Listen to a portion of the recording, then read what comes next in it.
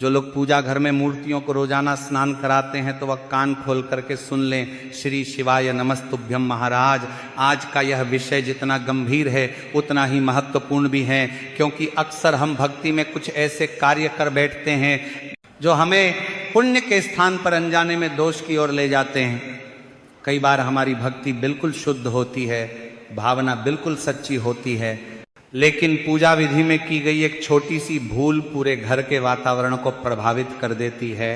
इसीलिए महाराज आज इस वीडियो में हम पूजा घर और मंदिर से जुड़े उन सभी सवालों पर विस्तार से बात करेंगे जो लगभग हर भक्त के मन में कभी न कभी जरूर आते हैं। महाराज, क्या आपने कभी ये सोचा है कि हम रोज भगवान की पूजा तो करते हैं, लेकिन क्या हम सही तरीके से करते हैं? क्या मूर्तियों को रोज स्नान कराना वास्तव में आवश्यक है?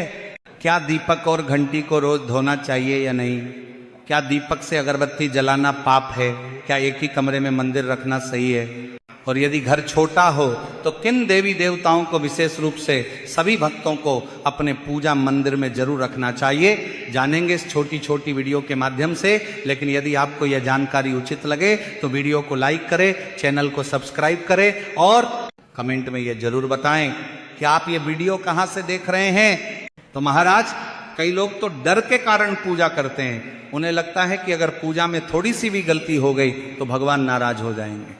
वहीं कई लोग ऐसे भी होते हैं जो बिना किसी नियम के पूजा करते हैं, क्योंकि उन्हें लगता है कि भगवान तो भावना देखते हैं।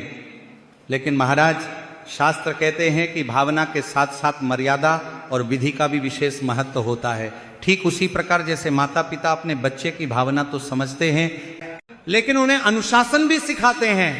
तो महाराज, सबसे पहले हम उस स्थिति की बात करते हैं जब आपका घर छोटा हो।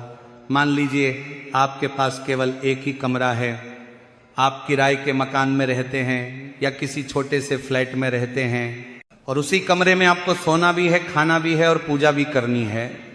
तो ऐसे में सबसे बड़ा सवाल यही उठता है कि क्या एक ही कमरे में मंदिर रखना सही है या नहीं।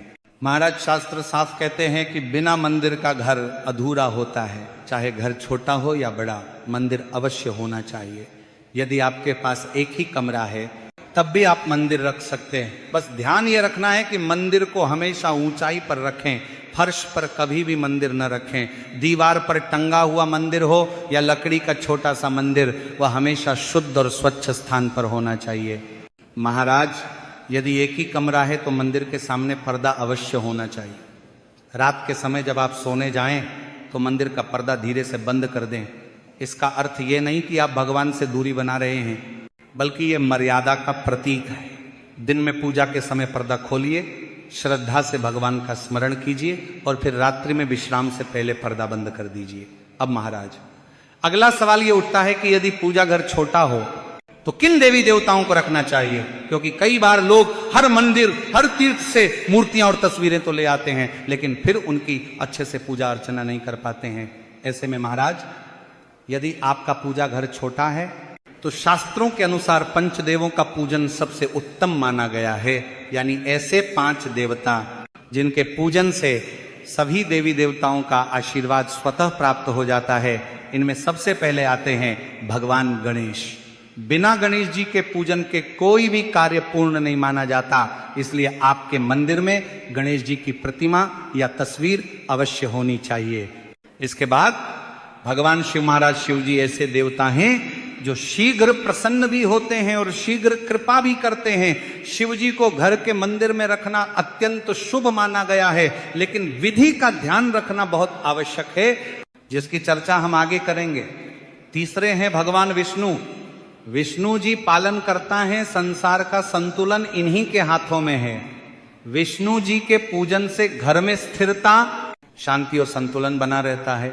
चौथे स्थान पर माता लक्ष्मी। भक्तों, माता लक्ष्मी केवल धन की देवी नहीं है, बल्कि सुख, समृद्धि और सौभाग्य की देवी है। माता लक्ष्मी का वास वहीं होता है जहां स्वच्छता और मर्यादा होती है।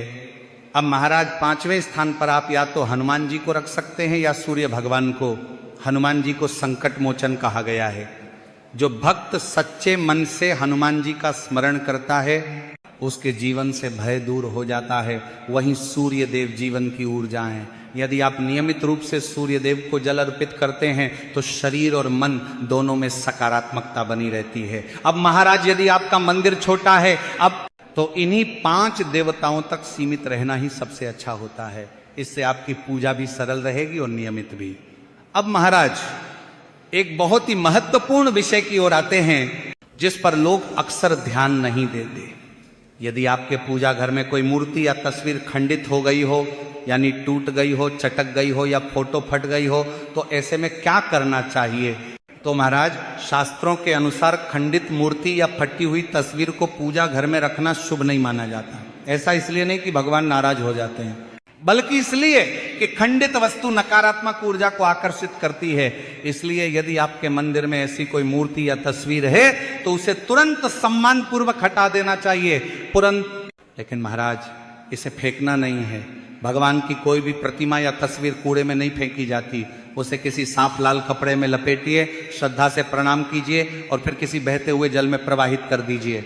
यदि नदी पास न हो तो कुएं या तालाब का भी प्रयोग किया जा सकता है। बस ध्यान रखें कि यह कार्य श्रद्धा और शांति के साथ किया जाए।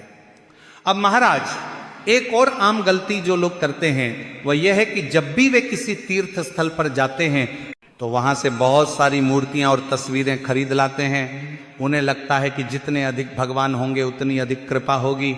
लेकिन महाराज यह सोच पूरी तरह सही नहीं है। शास्त्र कहते हैं कि उतने ही देवताओं को घर लाना चाहिए जितनी सेवा आप प्रतिदिन कर सकते हैं। यदि आप रोज पूजा नहीं कर पाएंगे तो धीरे धीरे आपके मन में अपराध बोध आएगा और पूजा से दूरी बनने लगेगी। इसलिए तीर्थ स्थल से वही प्रतिमा या तस्वीर लाएं जिनका आप नियमित पूजन कर सकें। इसी के साथ महाराज अगला सवाल यह आता है कि प्रतिदिन की पूजा कैसे करें, विशेषकर उन लोगों के लिए जो नौकरी करते हैं, जिनके पास समय बहुत कम होता है। क्या बिना लंबी पूजा के भी भगवान प्रसन्न हो सकते हैं? तो महाराज भगवान समय नहीं भावना देखते हैं। यदि आपके पास समय कम है तो भी आप बहुत सरल विधि से पूजा कर सकते हैं। प्रतिदिन सुबह उठकर सबसे पहले भगवान गणेश का स्मरण कीजिए। गणेश जी को थोड़ा सा जल अर्पित कीजिए, यानी कि जल का छींटा दीजिए। इसके बाद दीपक जलाइए, धूप दिखाइए और मन ही मन भगवान से प्रार्थना कीजिए।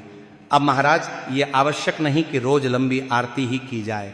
यदि समय हो तो बहुत अच्छा, लेकिन यदि समय न हो तो दीपक को भगवान के सामने 5 या 7 बार घुमा देना भी आरती के समान ही फल देता है। अब महाराज इसी क्रम में हम पूजा की विधि और उन नियमों की बात करेंगे जिनका पालन न करने से पूजा धीरे धीरे बोझ बन जाती है और जिनका सही तरीके से पालन करने से पूजा आनंद और शांति का कारण बनती है। तो महाराज जब हम प्रतिदिन पूजा करने बैठते हैं तो सबसे पहली बात जो ध्यान में रखनी चाहिए वह यह है कि पूजा दिखावे के लिए नहीं, आत्मिक शुद्ध के लिए होती है। कई लोग ये सोचते हैं कि जितनी ज्यादा वस्तुएं होंगी, जितनी ज्यादा क्रियाएं होंगी, पूजा उतनी ही प्रभावशाली होगी। लेकिन शास्त्र कहते हैं कि पूजा की शक्ति उसकी सरलता में छुपी होती है। अब महाराज बात करते हैं उन घरों की जहां पूजा घर थोड़ा बड़ा होता है और जहां लोग नियमित सेवा कर सकते हैं। ऐसे घरों में अक्सर शिवलिंग और लड्डू गोपाल जी की स्थापना की जाती है। ये दोनों ही अत्यंत पवित्र स्वरूप हैं, लेकिन इनकी सेवा में विशेष सावधानी आवश्यक होती है, क्योंकि यदि आपके पूजा घर में शिवलिंग है तो यह बहुत ही सौभाग्य की बात है। शिवलिंग को प्रतिदिन जल अर्पित करना अत्यंत आवश्यक माना गया है, लेकिन इसका अर्थ यह नहीं कि घंटों अभिषेक किया जाए। साधारण शुद्ध जल से 1 लोटा जल चढ़ाना भी पर्याप्त होता है। भोलेनाथ भावना से प्रसन्न होते हैं, अधिक दिखावे की उन्हें आवश्यकता नहीं होती है। अब महाराज ध्यान रखने वाली सबसे महत्वपूर्ण बात यह है कि घर के मंदिर में शिवलिंग हमेशा छोटा होना चाहिए। अंगूठे से बड़ा शिवलिंग घर के अंदर शुभ नहीं माना गया है। बड़े शिवलिंग की स्थापना मंदिरों के लिए उपयुक्त होती है, घर के लिए नहीं। इसलिए यदि कोई भक्त घर में शिवलिंग रखना चाहता है तो छोटा और साधारण शिवलिंग ही रखें। इसी प्रकार लड्डू गोपाल जी की सेवा भी बहुत विशेष मानी गई है। लड्डू गोपाल जी बाल स्वरूप हैं और बालक की तरह उनकी देखभाल की जाती है। उन्हें प्रतिदिन स्नान कराना, वस्त्र बदलना और भोग लगाना सेवा का हिस्सा होता है। इसलिए वही भक्त लड्डू गोपाल जी को घर में रखें जो प्रतिदिन यह सेवा पूरे मन से कर सकें। एक बहुत महत्वपूर्ण नियम यहाँ समझने वाला है। शिवलिंग और लड्डू गोपाल जी को पूजा घर में बिल्कुल पास पास नहीं रखना चाहिए। दोनों की पूजा विधि अलग अलग होती है और दोनों की ऊर्जा भी अलग होती है, इसलिए पूजा घर में इनके बीच थोड़ी दूरी अवश्य होनी चाहिए। ये दूरी संतुलन बनाए रखने के लिए आवश्यक होती है। अब महाराज, कई लोग ये सोचते हैं कि क्या सभी देवी देवताओं को रोज स्नान कराना जरूरी है? यहाँ पर एक बहुत बड़ा भ्रम दूर करना आवश्यक है। शास्त्रों के अनुसार सभी मूर्तियों और तस्वीरों को प्रतिदिन स्नान कराने की आवश्यकता नहीं होती। केवल कुछ विशेष स्वरूप ऐसे हैं जिनका अभिषेक आवश्यक माना गया है, जैसे शिवलिंग, शालिग्राम जी और लड्डू गोपाल जी। इसके अलावा अन्य देवी देवताओं की तस्वीरों या मूर्तियों को केवल जल का हल्का सा छींटा देना या फूल अर्पित करना ही पर्याप्त होता है। कई लोग मूर्तियों को उठाकर पानी से धोते हैं, जिससे मूर्ति के खंडित होने का खतरा भी रहता है, इसलिए सावधानी बहुत जरूरी है। अब महाराज, दीपक की बात करते हैं, क्योंकि दीपक पूजा का केंद्र होता है। दीपक केवल प्रकाश का साधन नहीं है तो बल्कि यह ज्ञान और चेतना का प्रतीक है। इसीलिए दीपक से जुड़ी छोटी छोटी बातें बहुत महत्व रखती हैं। सुबह की पूजा के समय दीपक को जल से धोना उचित माना गया है। इसका कारण यह है कि रात्रि की ऊर्जा को हटाकर नए दिन की शुद्धता को आमंत्रित किया जाए। इसलिए सुबह दीपक को धोकर उसमें नई बाती और तेल या घी डालकर दीपक जलाना चाहिए। लेकिन शाम के समय दीपक को जल से धोना उचित नहीं माना गया है। शाम को केवल सुबह की जली हुई बाती को निकालकर दीपक को उंगली से साफ किया जाता है और उसी दीपक में शाम का दीपक जलाया जाता है। यह नियम बहुत कम लोग जानते हैं, लेकिन इसका पालन करने से पूजा की शुद्धता बनी रहती है। अब महाराज, दीपक के प्रकार की बात करें तो पूजा घर में हमेशा पीतल, तांबा, चांदी या मिट्टी का दीपक ही रखना चाहिए।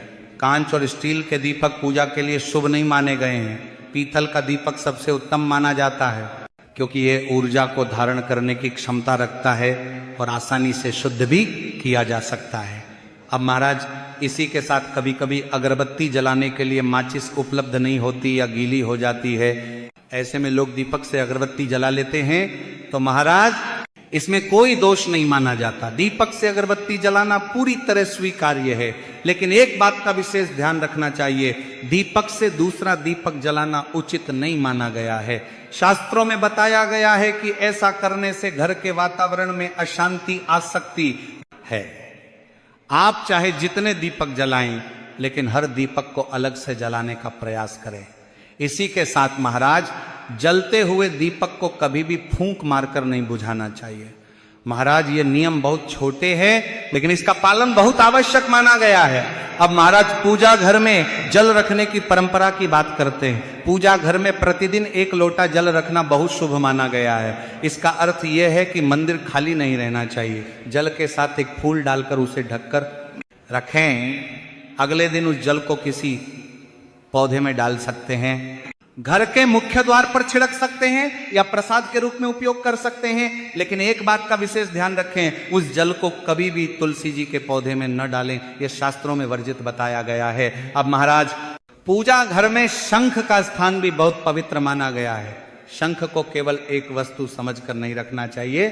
शास्त्रों में शंख को भगवान विष्णु का स्वरूप माना गया है। इसलिए यदि आपके पूजा घर में शंख है तो उसकी भी सेवा उतनी ही श्रद्धा से करनी चाहिए जितनी अन्य देवताओं की। शंख को कभी भी सीधे नीचे फर्श पर नहीं रखना चाहिए, उसे हमेशा किसी आसन या कपड़े पर ही रखना चाहिए। प्रतिदिन सुबह शंख में शुद्ध जल भरना चाहिए और यदि संभव हो तो उसमें एक फूल भी डाल देना चाहिए। जिन भक्तों के पास तुलसी दल उपलब्ध हो वे शंख पर तुलसी पत्र अवश्य चढ़ाएं। तुलसी माता और भगवान विष्णु का संबंध अत्यंत पवित्र माना गया है, इसलिए शंख पर तुलसी दल अर्पित करना बहुत शुभ फल देता है। महाराज, अब बात करते हैं भोग की। कई लोग इस विषय में बहुत भ्रम में रहते हैं कि क्या हर देवता के लिए अलग अलग भोग लगाना आवश्यक है या नहीं। सामान्य दिनों में सभी देवी देवताओं के लिए एक ही भोग पर्याप्त माना गया है। थोड़ी सी मिश्री, फल या जो भी घर में सहज उपलब्ध हो वही भोग के रूप में अर्पित किया जा सकता है। भोग की मात्रा नहीं, भावना महत्वपूर्ण होती है। इसी के साथ विशेष अवसरों पर जैसे एकादशी, पूर्णिमा या किसी व्रत के दिन आप चाहें तो विष्णु भगवान और हनुमान जी के लिए अलग से भोग लगा सकते हैं। और भोग लगाते समय घंटी बजाना बहुत शुभ माना गया है। घंटी की ध्वनि से वातावरण शुद्ध होता है और मन एकाग्र होता है, लेकिन घंटी बजाने का अर्थ ये नहीं कि बहुत तेज या लंबे समय तक बजाया जाए, हल्की और मधुर ध्वनि ही पर्याप्त होती है। अब महाराज एक बात का विशेष ध्यान रखना चाहिए, एक बार चढ़ाए गए फूलों को दोबारा धोकर फिर से नहीं चढ़ाना चाहिए। फूल एक बार अर्पित हो जाते हैं तो वे पुनः प्रयोग के योग्य नहीं रहते। हाँ, बेलपत्र को आप धोकर दोबारा अर्पित कर सकते हैं, यह विशेष रूप से शिव जी के पूजन में मान्य है। अब महाराज दीपक की बाती से जुड़ा एक और नियम जानना आवश्यक है। प्रतिदिन पूजा के बाद जो जली हुई या बची हुई बातियां रह जाती हैं, उन्हें इधर उधर नहीं फेंकना चाहिए, उन्हें किसी एक पात्र में एकत्र करते रहें। जब बातियां अधिक हो जाएं तो उन्हें एक साथ जला देना चाहिए। ऐसा करना शुद्धता और सम्मान दोनों का प्रतीक माना गया है। अब महाराज उन लोगों की बात करते हैं जिनके पास समय बहुत कम होता है, जो सुबह जल्दी निकल जाते हैं और शाम को थके हुए लौटते हैं। ऐसे भक्तों के लिए पूजा को सरल रखना ही सबसे उत्तम मार्ग है। सुबह उठकर केवल दीपक जलाना, भगवान को प्रणाम करना और मन ही मन धन्यवाद कहना भी पर्याप्त होता है। लंबी विधियों में उलझकर यदि पूजा छूट जाए तो वह लाभ के बजाय मानसिक बोझ बन जाती है। अब महाराज एक महत्वपूर्ण विषय की ओर आते हैं, एक सत्य जो विशेषकर माताओं और बहनों से जुड़ा होता है। मासिक धर्म के समय पूजा के नियमों को लेकर बहुत भ्रम रहता है।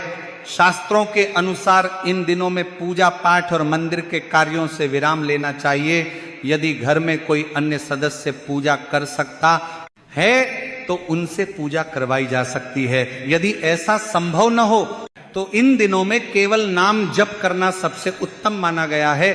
भगवान का स्मरण मन से भी किया जा सकता है, इसमें कोई दोष नहीं होता। इन दिनों में स्वयं पर कोई मानसिक दबाव नहीं बनाना चाहिए। अब महाराज पूजा के बाद आरती की बात करते हैं।